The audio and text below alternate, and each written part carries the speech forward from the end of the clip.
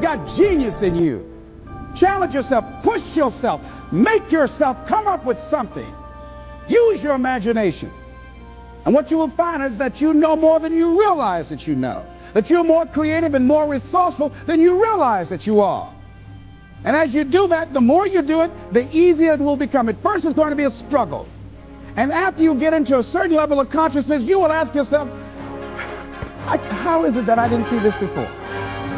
At the level that I'm managing my business now, they say consciousness is what we are. I literally look at myself and say, how is it that I didn't do this before? Why is it that I couldn't see this before? And the reason that I didn't see it before, because I didn't challenge myself. I didn't put myself out here. See, the reason that most of us go through life never discovering our true greatness, literally walking, breathing corpses, the uncommitted life isn't worth living. Why? Because it doesn't produce anything. See, you only make things happen. Your life only counts. You only make a difference when you are committed. When you make a commitment with your life. That's the people that make a commitment with their lives. The people that make a commitment to their customers. The people that make a commitment to their families, to their relationships, are the people that make the greatest impact in life. What is commitment? Commitment is the salesman who says, look here, I'm going to make $1,000 today and I'm not going home. You can turn the lights out. The janitors could be here running the vacuum cleaner. I'm not leaving here till I do it. I used to be a door-to-door salesman. I had X number of TVs. I had a minimum amount that I knew I had to sell every day in order to provide for my mother, who was ill at the time, who had lost her job at the M&M cafeteria because of arthritis. And I said, I'm going to go door to door, and sometimes I would not come home until 1 o'clock at night, knocking on people's door, people closing. What do you want? Would you like to buy a nice working month's television set, no money down? No. What about an Emerson TV? No. Thank you very much. Do you know anybody else that would be interested? No. Thank you very kindly. Knock on another. Hello.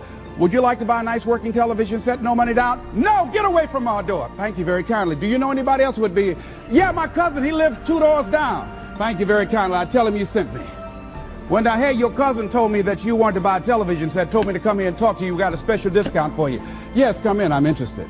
I would just keep right on. I would not go home until I did it. It's an interesting thing, ladies and gentlemen, that when we put ourselves in a situation where we say we're going to do it, it puts you in another zone where the universe responds to you.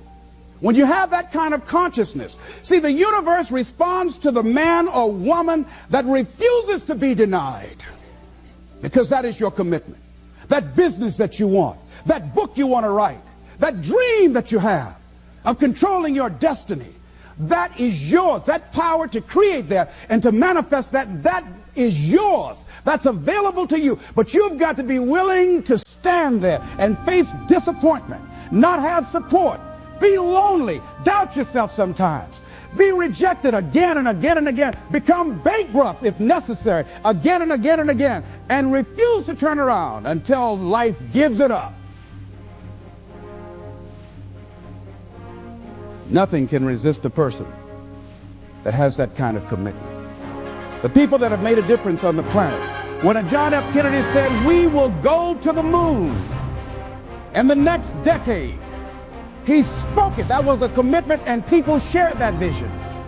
People bought into that. We've had all kinds of examples in history where people have made declarations, who have committed their lives to bring about a difference. There are people who are taking a stand today against hunger. I guarantee you it will be a part of our past at some point in time. Someone took a stand against polio. It no longer plagues us as it once did, because someone said, it is my commitment to eradicate it from the face of the earth. Someone made the commitment. The reason that we're here and enjoying the democracy that we have, someone made a commitment that whatever is required, if it means that I die. I remember Paul Robeson, here I stand, for I can do no other. And that's how you must be. Commitment means standing up for your life.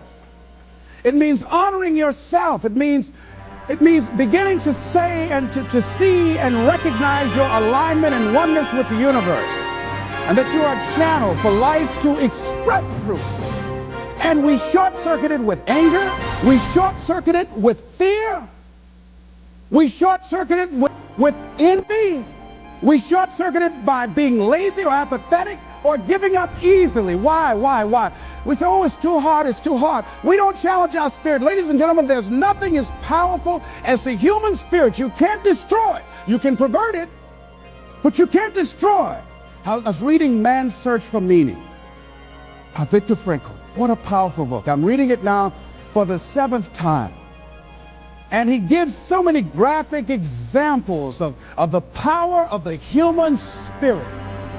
And so what are some of the things that can fortify us and give us the kind of inner strength that will allow us to forward ourselves into the future? Put God first. Put God first in everything you do. Everything that you think you see in me, everything that I've accomplished, everything that you think I have, and I have a few things, everything that I have is by the grace of God.